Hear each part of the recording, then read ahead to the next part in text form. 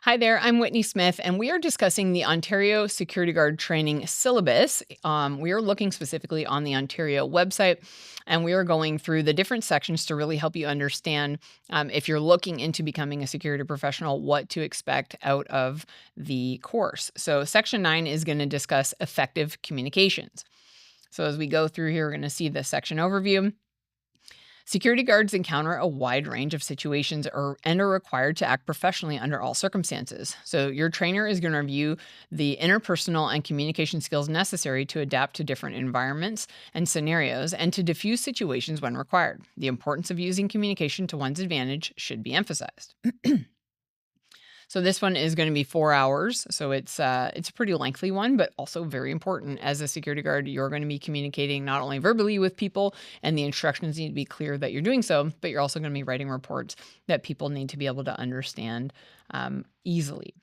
So your minimum requirements that things that are going to be discussed is the following oral and written communication skills: adjusting a communication style to accommodate an audience or situation, using verbal and nonverbal feedback, using effective and appropriate language in oral and written communication, writing legibly and clearly, example, minimal spelling, grammar, and typographical errors, effectively communicating main ideas orally and in writing, avoiding personal bias of an opinion when communicating, asking probing questions to obtain information, conveying oral information accurately, and writing accurate reports.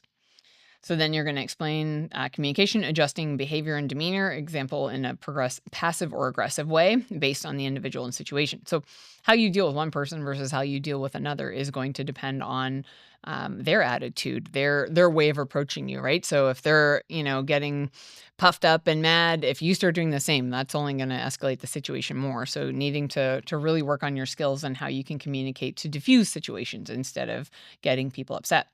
Then we're going to talk about interpersonal skills, discussing the following interpersonal skills: demonstrating sensitivity and empathy to others, example, different cultures, persons with disabilities, human rights issues, and mental health issues, establishing a rapport with a variety of people for the purpose of building trusting relationships, diffusing, avoiding, and managing difficult interpersonal relationships and or potential conflict, and being assertive yet professional when interacting with the public. So again, communication skills are super, super important.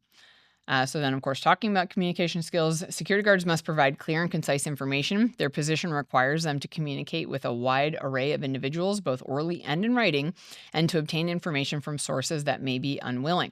So we're going to address active listening and effective writing and note taking.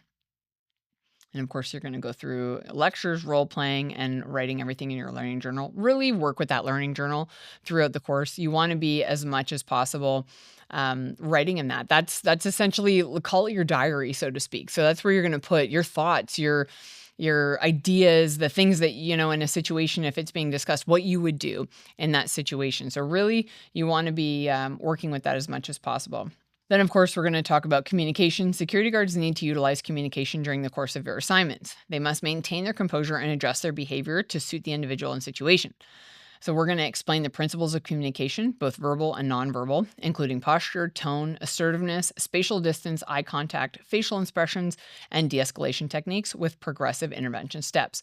So that's definitely going to be a big one. How you interact with people is definitely going to be key. If I talk to somebody like this and I'm really engaged like this and my hands are like, that's different than I really hope you're having a good day and I'm sorry something's going on. There's a different way that you communicate. Your body language matters. So we're really going to go through the different skills that you're going to need in communicating with individuals. Then, of course, we're going to go through interpersonal skills. Security guards often interact with a variety of individuals during the course of your duties. Your conduct is vital to professional image of the security industry as a whole. That is so key. Not only are you representing yourself as a person, and you need to be representing yourself well, and you should always be, no matter if you're working or, doing something in your personal time, but your employer and, of course, the site that you're working on. You're a reflection of every one of those. So when you're on that site and you're walking around, you're just as good as the people, in terms of their staff that work there. And then, of course, the company that you work for is, their name is on your shirt. So the way that you act represents a lot of different people. So you need to make sure that you are acting accordingly. So we're going to describe proper conduct and deportment. how to adapt quickly to different situations, and how to perform duties in a culturally appropriate manner. Security guards should be able to scan for potential problems and act in a preventative way to avoid any escalation of events. Then, of course, there's going to be some role playing, and you're going to prepare a short report. So there you have it. There is a bit of a breakdown of the Ontario Security Guard training syllabus, Section 9, Effective Communications. Thanks for watching.